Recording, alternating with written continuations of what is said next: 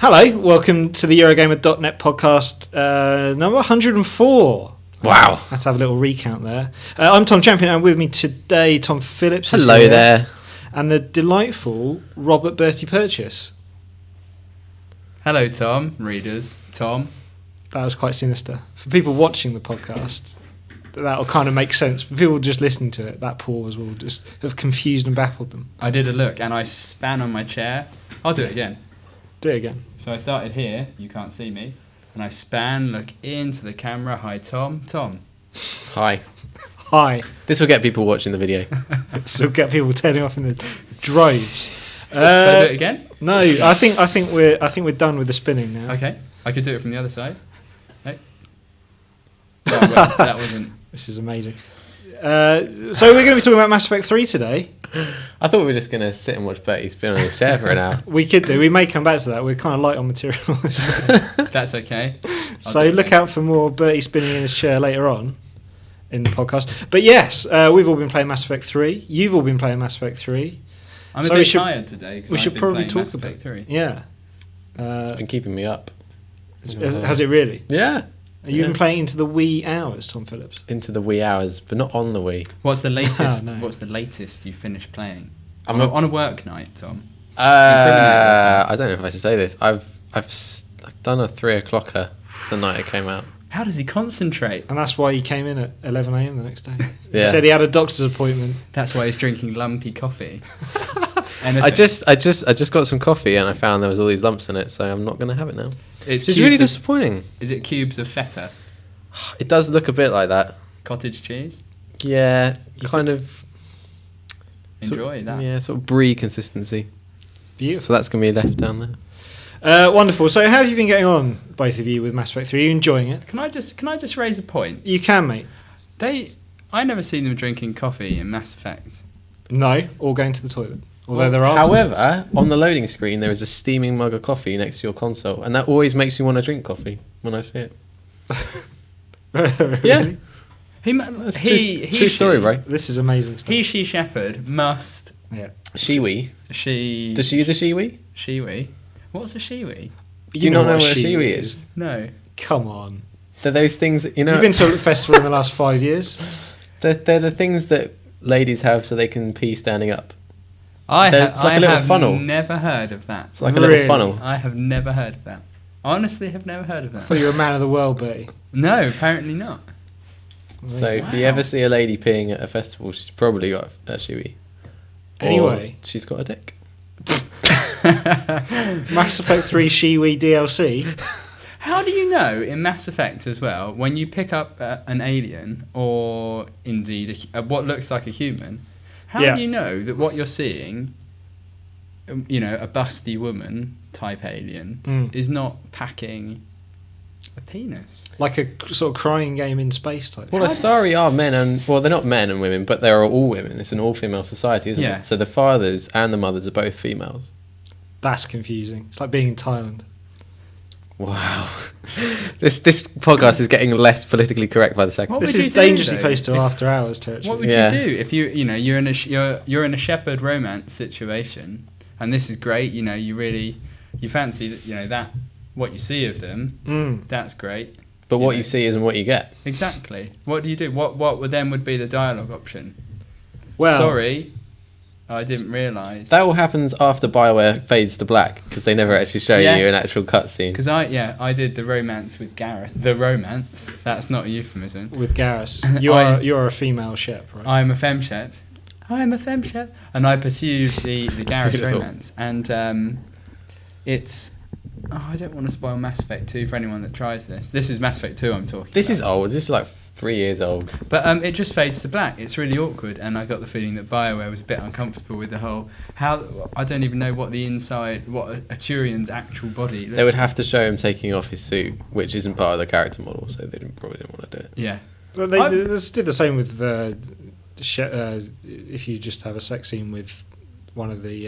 if you try it on with Tali, then she won't take off her characters. mask and... Yeah. And Jack, it's just like two people... But yeah, they never show you... Robbing their space armour together. Actually, if you romance Miranda, she takes her top off. No. Yeah. That harlot. You're supposed to romance Miranda. I think it does push you there. She's probably got the best scene. So did I. Yeah, Sorry, she takes you down to the engine room, and you basically boff against the drive core. I've never heard boff before. This podcast is impressively spoiler-free. Tally keeps everything on. Yeah, because she can't take her mask off, otherwise she gets invaded. Yeah, I'm pretty sure Jack didn't take anything off. Well, she didn't have much to take off anyway. But Tally, everyone, I think there's lots of people that would like to see a bit of naked Tally.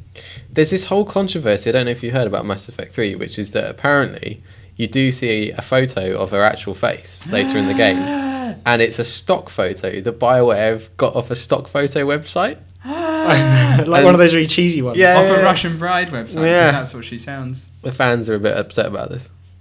That's a spoiler. Tally's great. I like Tally. Yeah. But so she takes, presumably she takes her aquarian underpants off. Well, she's kind of in a one piece, isn't she, with that weird. So she gets out of that, but leaves the helmet on. No, you don't see it. You just have a little photo by your bedside. But you don't have in Mass Effect. You don't have sex with her. You just. You can, but you don't see anything. Like Garrus, it just fades black. Bam. Crumbs. Yeah. Speaking of sex scenes, or lack of them, I almost had a gay experience in Mass Effect 3. Me too. Out of politeness. Because when I play these morality choice games and whatnot, I hate disappointing people. Yeah. And there's someone I was having a chat with on Mass Effect 3, and I'd helped this guy through some tough times. Some hard times. Some hard times. Good grief. And yeah, so I was chatting with him a little bit later on, and he made a suggestion. I think he was probably coming on to me. How did he say it? He was we were in a club, and he was pointing out in a club with lots of other the eye candy on display. Okay. Yeah, and I almost went, well, I don't want to disappoint the guy or upset him. Maybe he'll get angry if I spurn his advances. But I didn't. I said, look, no, I'm with someone else. Although I have cheated on her, actually. Who are you with? Rex. I was Liara in Mass Effect 1, and then Jack in Mass Effect 2.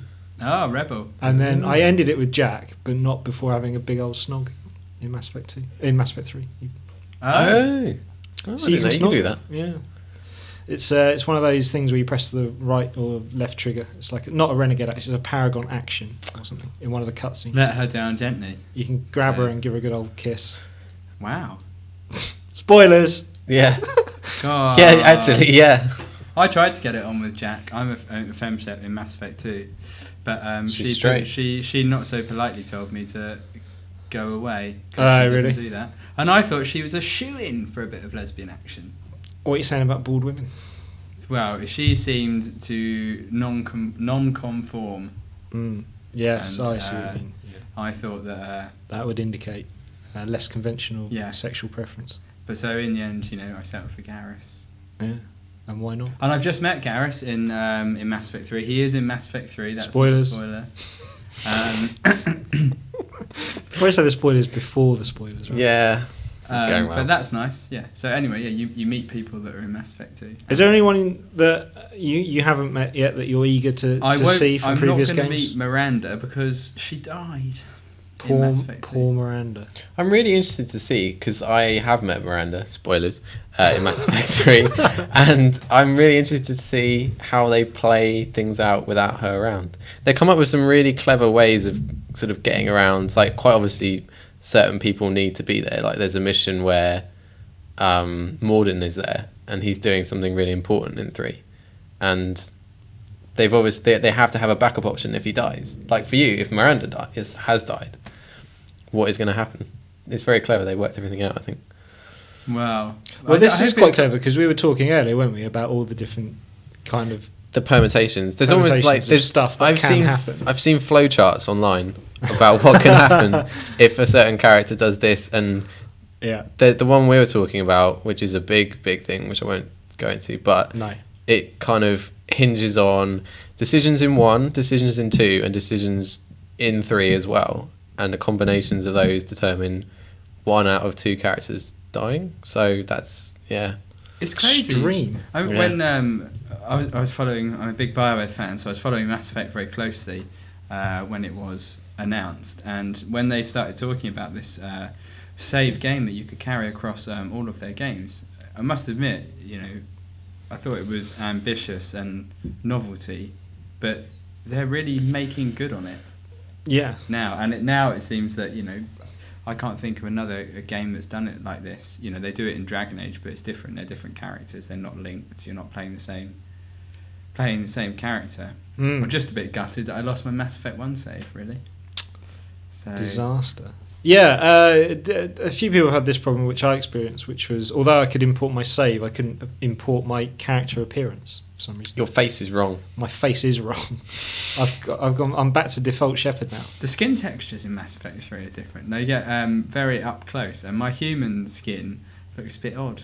The Asari skin looks really good, I think, but the human skin always looks a bit dodgy. I wonder if you make your face in Mass Effect 3 for the first time, if it looks better than if you import a face. I don't know. Is that at the root of the issues with being able to import your appearance from 2? The issue is that 1 and 2 use different kind of code for coding the faces, and 2 could translate that, but 3 can't. So if you've still got your first game save, 3 can't translate that. Oh dear. Yeah, which is something that they should have really thought about before. But that's just for the face, right? That's not for... That's just for the face. Yeah, everything else is carried over. Yeah. And you can remake the face, it's just people complain it's not exactly the same. What happens if you start a new game? And we talk about saves. What happens if you start a new game? Do you just backfill with... How much flexibility do you have over the... You were asked who died in Mass Effect 1, Caden or Ashley, and a couple of other questions that you have, like basic Shepard questions, like where he grew up and whether he's inclined to be more of a Paragon or a Renegade. But it then kind of automatically assigns who's dead and who's not from previous games. Okay. Which means there's almost kind of a canon storyline. Like if you are just starting afresh, then Rex will be there. It won't be his replacement. It kind of assumes that you've kept a lot of people alive. I miss Rex. Rex is dead in my game, but killed everyone. I didn't want it to be that way. I wanted Rex to be there. I killed everyone in the Dragon Age games. They were different. Did you? I haven't killed everyone yet. You hardcore bastard. Well, I just got a bit homicidal, and just figured if there was an option that I'd just kill him. Fair enough. How are you guys feeling about the new stuff that's in 3? The fact they got rid of the Mako, which was in 1. Planet scanning's been revamped, so it's less annoying. Good. I haven't tried the planet scanning yet. It's really easy now. Yeah. It gets rid of all that tedious. I scanned the planets thinking I did it the wrong way around in Mass Effect 2. I scanned loads of planets and made a stockpile of unnecessary reserves rather than finding out what I needed and then scanning. So I just overscanned. I did that. I ran out of money and there was no way to change your money back into your resources back into money. So at the end I wanted to buy loads of stuff and I couldn't, and then I just had shitloads of iridium that I couldn't do anything with, which is disappointing. But yeah, 3 is so much easier and you actually get benefits from doing it. You get war assets and you find stuff that's going on and it unlocks side quests, which is fun. I like the side quest setup a lot better this time. Most of it's orientated around the Citadel, which is kind of the only hub in the game. That's good. And it keeps everything condensed, and you basically I go there between every mission and just stroll about every major mission. That's kind of annoying though, isn't it? And they've done this in all the games really. To get a side quest, I end up after every mission, as you say, I end up not only going through the entire Citadel looking for other side quests, but also the Normandy. Also the Normandy. I do, yeah, the Normandy route, or go round, just double check, chat to everything, every named NPC. And 90% of the time, they've got nothing new to say. No. There is a fair amount, and I like now that characters stroll about the ship and have conversations with other people. Like the other day, I found Garrus chatting with someone else down in one of the rec rooms. And Garrett's better not chat to anyone else when he's on board my ship. Wow. Everyone else is dead in your game. That's true. It's just Garrett on his own. Might be a thin amount of people. Yeah, but still, that whole concept of kind of having to overhear random conversations on the Citadel. That is annoying. Exploring every kind of nook and cranny. Yeah, another annoying thing is that if you pick up a mission on the Citadel, a side mission, and then you go somewhere to move that mission on, your quest log doesn't update. It just says the original thing. Yeah. So you often lose track of what you're up to. You can hit the right stick on the 360 and it brings up a map. Yeah. And it has all the people's names That's of useful. the current ongoing side quests, which is something that a lot of people I think don't realise. I've seen a lot of forums complaining, and you can do this. You can highlight the current side quest? Yeah, it tells you, like, so it will say Garrus is trotting about up here, but also there's this Asari scientist down here, and that means that you've probably got a quest going on with it. It points out people of interest in different sections of the mini map, basically, or the map. So Okay. and if they're pointed out, the chances are they've something. got something. You've got something to do there. Yeah. So Fair enough. It's not something I don't think I've. Or have I seen that? It seems inconceivable that I wouldn't have. I played my first 10 hours and didn't do that. It didn't. I did it instantly. Because, but then it's one of those things where you get a tooltip, but these things come at you thick and fast, and you're like, the chances that you see it are a bit like, ooh, okay. Yeah, there's a lot of stuff to pick up in the beginning of the game because a lot of systems have changed, like the planet scanning and. Well, not that much has changed, maybe. I was surprised at how I really liked the look of the game. I thought was much. I think it looked much better. In my head, it's hard to know because obviously I'm not looking at a side by side comparison. But it seems much more dense, more vibrant, more alive. I mean, remember Mass Effect 1 was just these sort of big, empty museum-like landscapes, and certainly the Citadel With the bloody Mako. with the Mako. Yeah, the planet exploring was a chore, let's say, in the first game. Not that stopped me exploring basically every planet, but Yeah. So we're talking about the multiplayer? Have you played the multiplayer? I've played quite a bit of the multiplayer, yeah. You tell us about the multiplayer. I haven't played it yet. Tom, you tell us. It's really good. You get to experiment with a lot of classes that you wouldn't probably normally try out. Like you pick your class at the beginning of the game and you're stuck with that for the next 60 hours or whatever. But in multiplayer you can try, you start off with human characters for all of the classes like Engineer, Infiltrator, Vanguard, Soldier, etc, etc. And then you unlock alien races as you go through.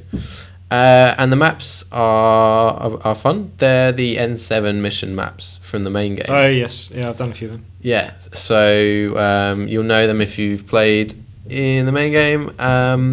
And like the team-based structure of it works really well. There's no PvP combat. It's all sort of horde-based missions. It sounds really good because I love the idea of being in just like in an MMO, being in a really tight group where you're really familiar with how people work, and you start then not just doing what you would do in the single player game, but you start actively working together, and you have a kind of tactic to take out groups. And the idea of overcoming serious odds, against serious opponents, is really, really alluring. But then there's that whole, do I play with strangers online, and the possible pitfalls that are there. Generally, co-op games are pretty good online. I think you tend to find people are a lot more pleasant. Yeah. Maybe that's why they've done it, or maybe I can't imagine competitive working particularly well. I guess it would be like PvP on a MMO. Yeah, it depends. I think you could probably die quite quickly. I don't know how it would work. No one knows. No one. I had a guy the other day who was playing guitar during on the loading screens between levels. We could all hear on the microphone. It was pretty good. But a down. Yes, exactly like that. Deliverance. Yeah. Is he telling you to squeal like a piggy? Wow. No. How are you? You guys are a bit further in. How are you finding the? You're like 30 hours in or whatever. How are you finding the progression of the story? Because the story, I really liked the story in Mass Effect 1, the way it opened up and went, actually what you thought was the threat isn't the threat is the Reapers. And in Mass Effect 2, I don't know, it felt like the middle game. It didn't seem to have much about it. You did this Cerberus thing, but you didn't really find out that much about Cerberus, which I was hoping. and you didn't really do much to the Reapers. You just kind of went along in the middle. You pushed them back by about 6 months, I think. Yeah. And a lot of that you did in the DLC, which a lot of people didn't even play. I think the story this time around is a lot more fast-paced. All of the major missions really move the story along quickly, and you have some big choices. One of which, like I was saying earlier, all ties into the previous stuff that you've done, and it's really about the future of these races. I saw someone say they cried. I got a little bit misty-eyed at one point because it is now a huge war, and there are casualties. And they are. Not everyone makes it. Not everyone makes it, and these are characters that you've probably spent a lot of time with that have appeared in previous games. Do you know if you're presumably? Do you know if they're about to go, or is it a surprise?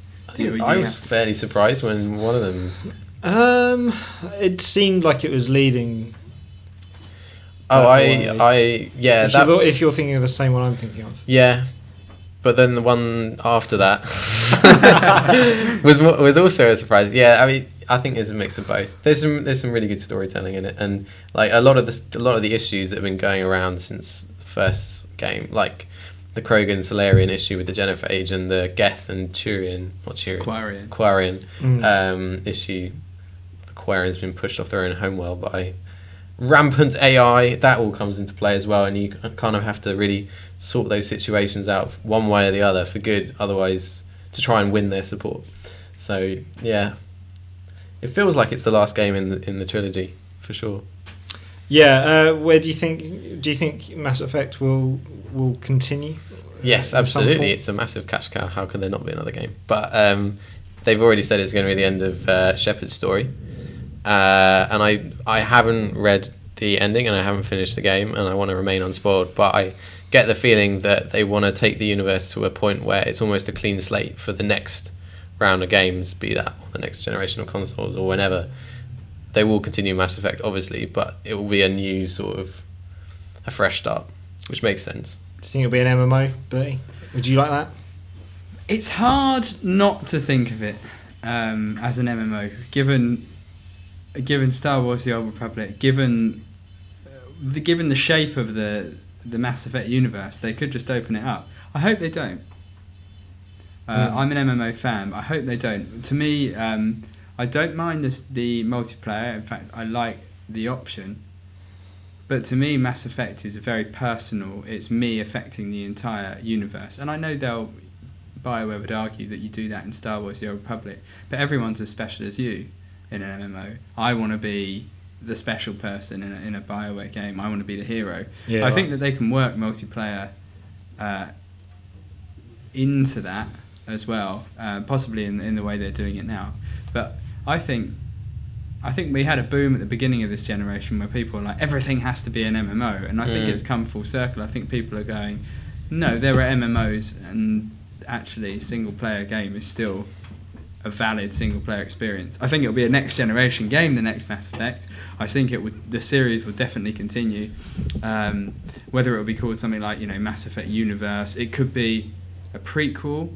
I sort of hope it isn't. I'd rather they just move the story on. I really hope it isn't as well. I hope at the end of it doesn't sort of kind of finish the story to an extent where they have to go earlier.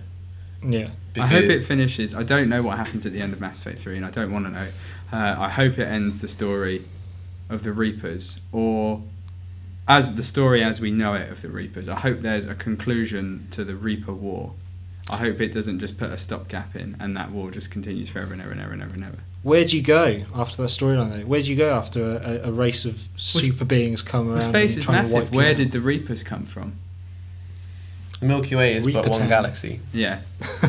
That's it. I think that, you could have, the universe is massive, massive, massive, massive, massive. It's getting bigger all the time. It is getting bigger all the time, and the Reapers are this threat that lurked outside of space, and that's what fascinated me. The idea of where they come from, why do they do what they do, who programmed them to do what they do. Presumably, we'll find that out by the end of the game. Yeah. Really? I hope so. And then, but I hope there's an Bloody well, I hope so. Exactly. That's the thing. I don't want there just to. I don't mind more questions. But I'd like to see Really, them I would, if it comes up with any kind of to be continued ending, I'm gonna rage quit. That's You're gonna smash your console. because it will be like 3 years or whatever. I want an end to that Reaper storyline. Yeah. But in the future, I'd quite happily not be Commander Shepard again. I would quite like the freedom to perhaps. I don't know. BioWare have got a trend now of going towards, in Dragon Age 2, you're Hawk, you're a preset character. In Mass Effect, you're Shepard. You're not a complete unknown, and that helps them. Obviously, they can better script the world with that, but it would be nice perhaps to have an option not just to be human Shepard. Yeah. So they've got some multiplayer in there, but it's, as you say, it's generally co-op stuff. BioWare have also, or EA, I guess, have also expanded, I guess, or tried to create this community around Mass Effect, which obviously isn't historically a big multiplayer game, by doing things like the Facebook page, which then interacts with your galactic readiness, as well as the Datapad app, which is yes. Oh, I haven't checked it actually. It was 6 hours a while ago. This Datapad app, so you can do a Galaxy at War game, and you can earn. They say a game, or we say game. Yeah. It's basically hitting a planet. Yeah. Sending your fleet there. You get 2 fleets. And 5 hours later, you get 5 hours real time 0.9% galactic readiness. 3 hours 7 minutes to go until I get. And then compelling. Then you get some points. Then you can buy more fleets and you can upgrade. But if you upgrade, it doesn't affect the planets that you're already doing something on. So the speed upgrade thing. Buy your speed upgrades first. Yes, do that. What do you think about that? People moan about it, but you can get the best optimal ending from just playing the main game. You can ignore the iPhone apps. You can even ignore the multiplayer. Can you ignore Prothe the Prothean? Well, that's a separate issue. I downloaded the Day One DLC? I said it. There you go. So have I. As did Tom Phillips. As did you, Betty. See, all three of us. And we've probably all moaned about Day One DLC from time to time. It just is a bit like, stop smashing Mass Effect down my throat. I just want the game, and I just want to. I do not want to gag down on your. But then again, I also applaud EA's sort of shameless aggression at pursuing. They've got a massive brand. Mass Effect 2 didn't sell as much as it should have sold for them, and I don't mind that they're trying to get it widespread appeal. It's a great game. It's a great series. I don't mind that they're doing that, and that they need to pursue different avenues. They need to pursue digital avenues. They need to get on iPhone and do all of these sorts of things. And perhaps it's just because they're the company doing it most that it looks slightly extortionate, that they seem to be, to swamp you with the options, the Mass Effect options. But I don't think they'll be the only company doing this in the future. And they're putting themselves in a strong position. Basically, they'll make more money out of Mass Effect, therefore it will vindicate the future of Mass Effect. The US retailer GameStop said something ridiculous, like 60% of purchases at GameStop stores were bought with the DLC as well.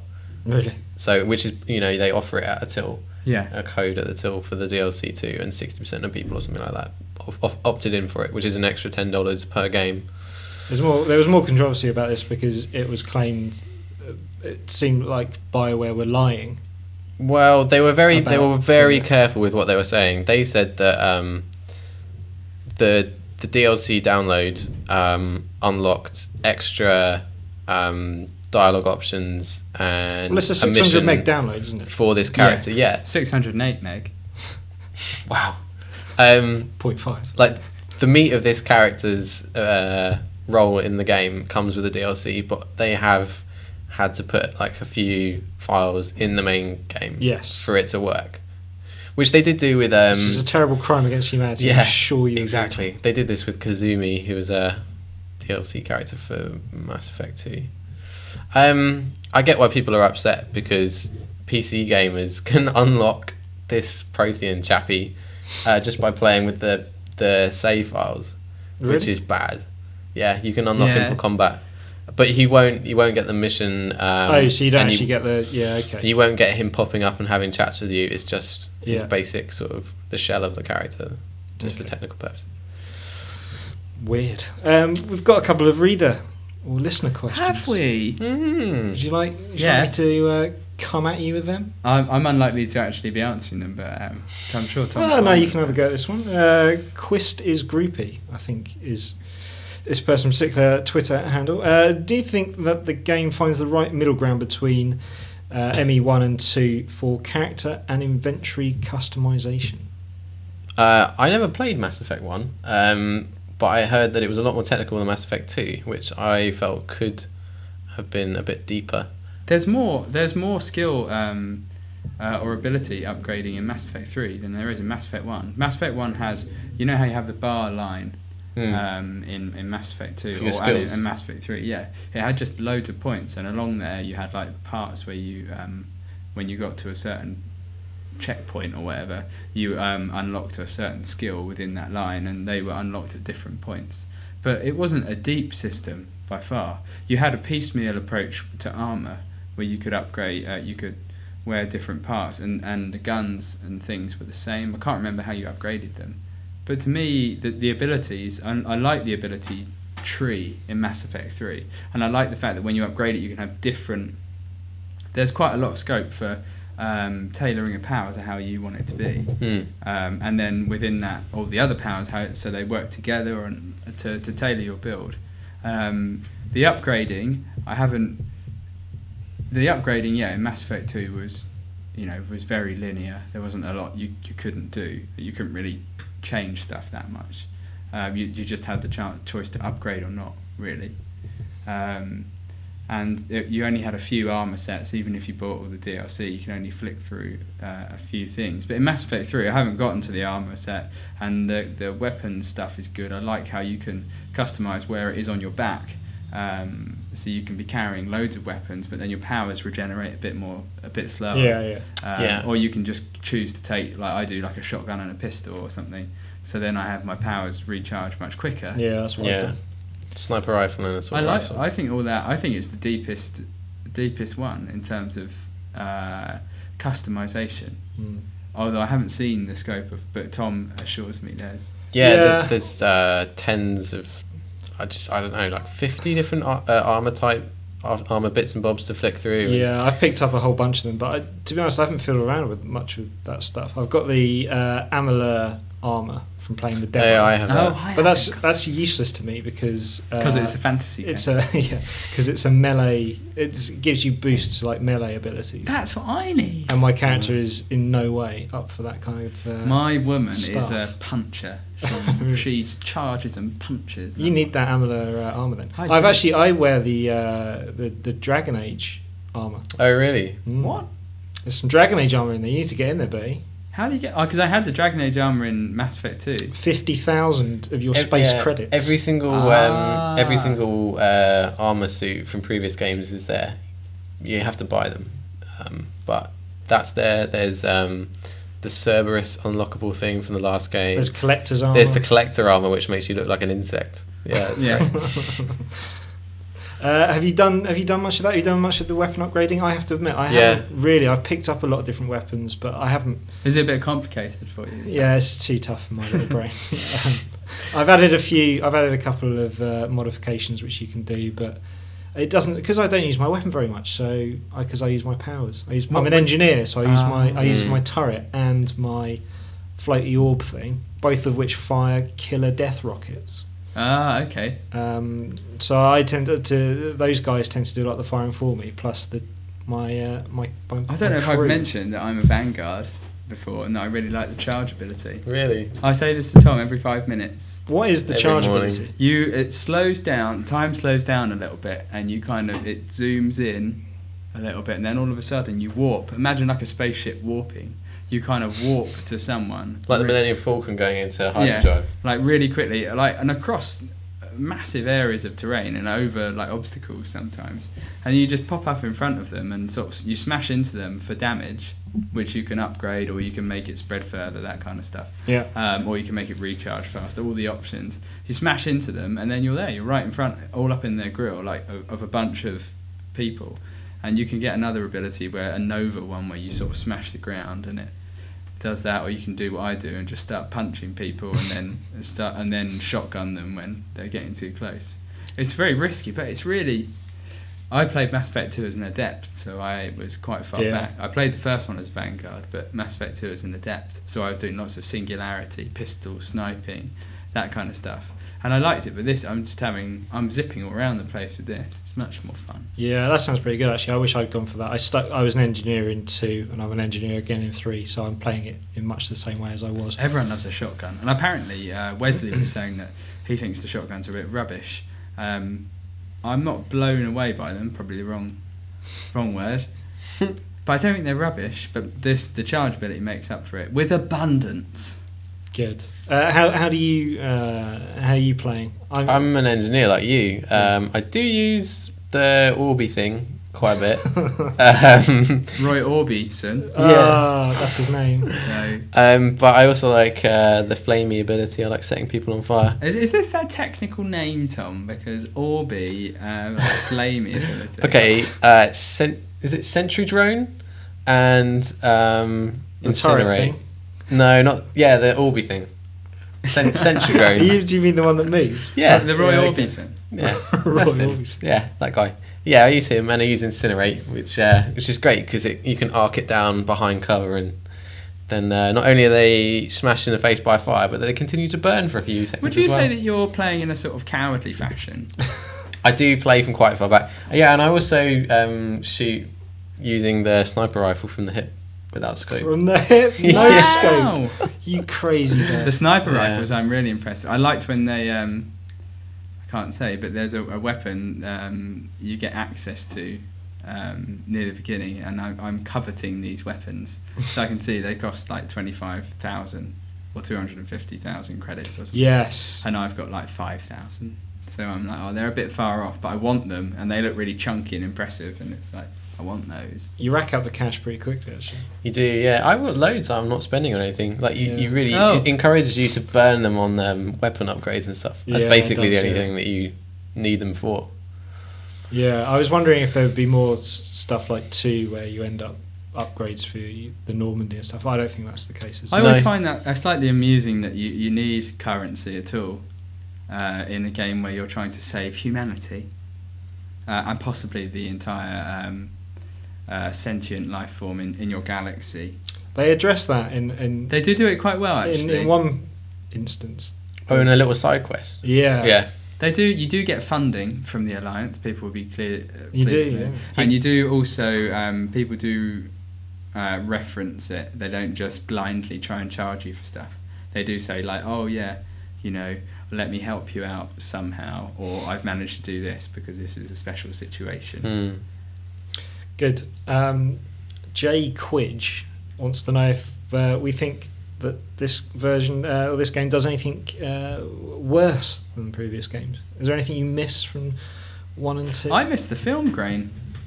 The film grain. I'd forgotten about that. And I saw there was a petition actually to reinstate the film grain, and I missed that because I liked the first one's obscure sort of B-movie sci-fi feel. Yes. And this is a lot more, has a lot more blockbustery sheen. There is a little bit of that going on, but I liked the other one. I liked Mass Effect 1's B-movie sci-fi feel, and this feels a bit more not Michael Bay blockbuster, but along those lines. It's got that sort of sheen of the J.J. Abrams Star Trek. Oh yeah, well the lens flare. Yeah. I miss having a large roster of people to go on missions with, which is significantly reduced this time around. I think it's about half. And I can see why they've done it. Their argument is that it makes dialogue options within the team easier, and it allows them to have more banter between characters because there's less random possibilities of people that you can have in your squad. But it's the Normandy's looking still a little bit empty for me. I'm about 30 hours in, and I don't think I'm going to fill every room. Whereas in the previous one, it was always like, oh, that's where Do you tend to take the same to people on your missions? Yeah, more or less. Sometimes I feel a little bit bad for leaving them alone for so long, and I take them out and upgrade their powers. Like James just annoys the hell out of me. I leave him down. I had to get rid of that guy. Yeah. You had to get rid of him. Yeah, I iced him. No, he's not dead. Okay, well. I just don't use him anymore. But yeah, usually I use. It's annoying. There's a really good new character which I won't name, but I can't use that character a lot because they're the same spec. They're the same spec as me, and I find that we just double up on powers, and it's a disadvantage. But she is fun. I wish I could use her more, but I can't. Well, I'm excited about that because I'm different to your class. I think in the second game there were too many characters. I thought they were superfluous as well.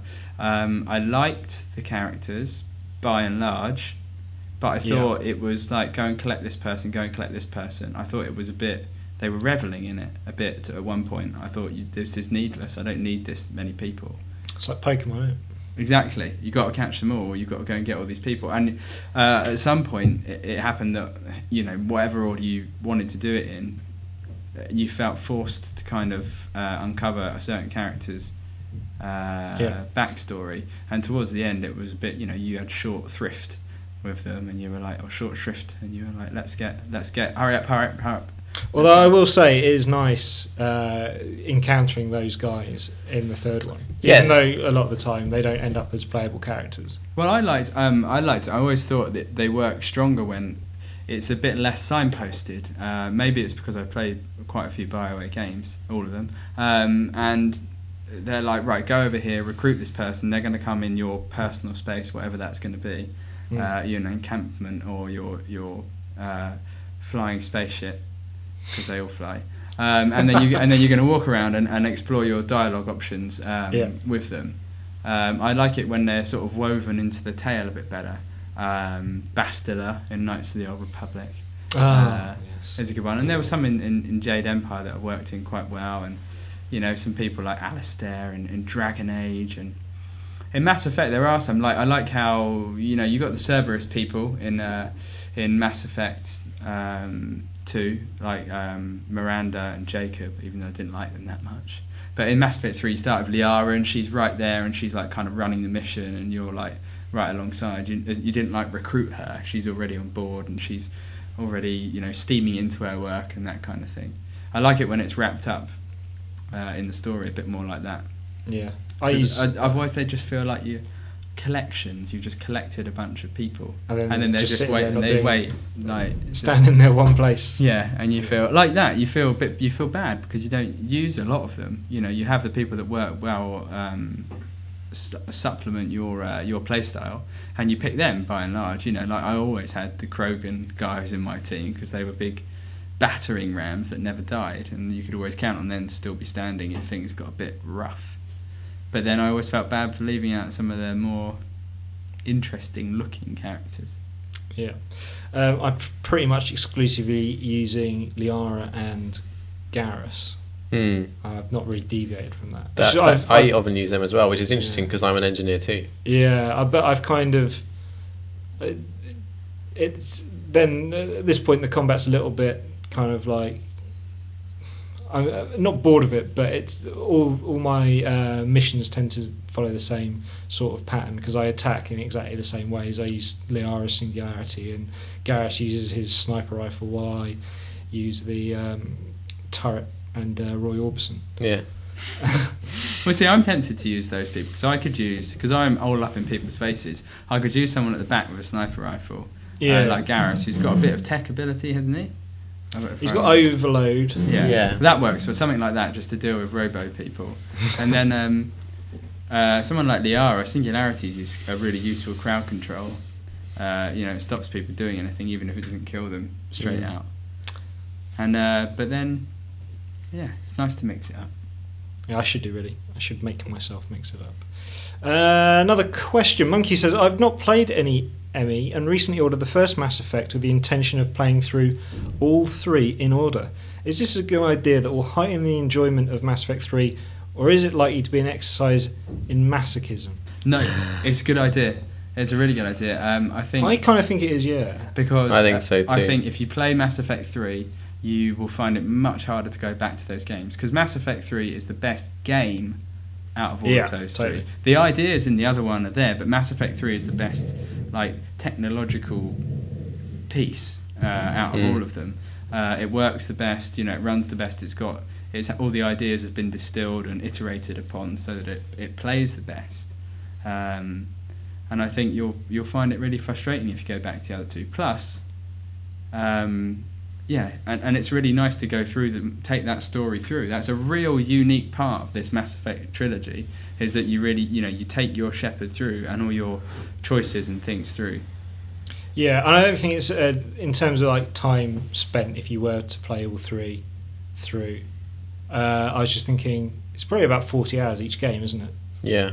I think I definitely did 40 on 2. I can't remember what I did on 1, but I think it's probably about 25 or something. It's not as long the first one. And considering I spent 170 hours on Skyrim, Wow. I could probably do all 3 games. I spent much less time than I've spent on Skyrim. I spent 60 or 70 on Mass Effect 2, but then I did all of the DLC, which added a good sort of 10 That's a good at point. least hours. I would say they would get plenty of enjoyment out of the games. You probably heard some spoilers, unfortunately, but you can't get around them. But I think you'll get plenty of just natural enjoyment out of them. Not just because you're backfilling your way to Mass Effect 3, but just from the enjoyment from those games, and you'll be able to see, really nicely firsthand how the games improve. Yeah, I think it was in many ways it's preferable to do that. I think because I can't remember most of the stuff that happened in Mass Effect 1. It was 5-6 years ago now. I think a lot of people playing Mass Effect 3 will want to go and do that anyway. Fans of the series will be tempted to go back to Mass Effect 1 and go, I'm going to do the whole series again. Yeah, I'm thinking of doing that after I finish 3 because I never did 1, and there's things in 3 now which I've encountered which I wish I could have made the choices in 1 and that they can't reflect the things in 3 because I never made those choices in 1. Yeah. And it's like reading an author's old work, if you like. You can see how it should be improved, and it's nice to see kind of instantly how it has been improved. I will say to the people playing Mass Effect 1 though, don't ignore the majority of this going to explore planets and stuff. I would say you won't miss out on much by just sticking to the straight and narrow. You'll get through it quicker, and you'll save yourself getting a bit bored by this not scanning the planets, but landing on them and exploring them. Yeah, because a lot of those side missions also, not only there was the whole going around the Mako thing, it was also the issue of a lot of the architecture was copied. Yeah. Reused extensively. Yeah. So you do those different side missions on different planets, but the buildings you were going into were like exactly the same on each planet. That's my advice to everyone playing Mass Effect 1. Try and stick to the straight and narrow. Do the side quests, but there was a difference between side quests and going to look for stuff on planets. Really all you got was more money and experience, which ultimately you didn't really need anyway. You still finish the game. You don't really need that money and that experience. You're not really carving out much more story content, and I think you'll find it more enjoyable as a result. Indeed. Well, there we go. Were you going to say something, Tom? Yeah, I was going to say, in agreement with Bertie, that I started Assassin's Creed series with Brotherhood. Went back and did 2. That was fun, because 2 and Brotherhood are very similar. Then went on to Revelations. And I thought, I need to... Jumping around all over the place, you mad. Yeah, I did it in the third, second, fourth order. But I've gone back to the first one now after playing all of the others. That must be quite tough. It is so basic, and I think if I'd started with that one, that wouldn't have been as apparent as it is now. I'm finding it really difficult to play. So I think another reason, as Bertie said, to play from the start of the Mass Effect series as you see how it evolves. Yeah. And it's not just because you want to play Mass Effect 3. The other 2 games. Certainly number 2, number 1 was the first one. I really enjoyed the atmosphere of it. I still thought it was a good game. But 2 and 3 certainly are exceptional games. 1's a good game. I don't think you'll be disappointed. It's more than just backfilling, definitely. Do it. Right, I think that's probably it. Excellent. I mean,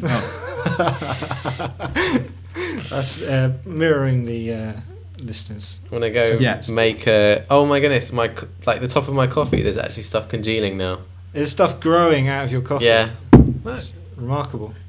I You can't see this, but I'm not going to bring it Oh, over. I can see it. That's not that doesn't look nice. Even James, the cameraman's having a look. Yeah. Are we going to talk about these guys? No. Oh. I've been. They are the elephant in the room. Yeah. Well, yeah. I've been Tom Champion. Tom Phillips was here as well, and so was Bertie. Thank you. Bye. We'll see you next week. Bye. Bye.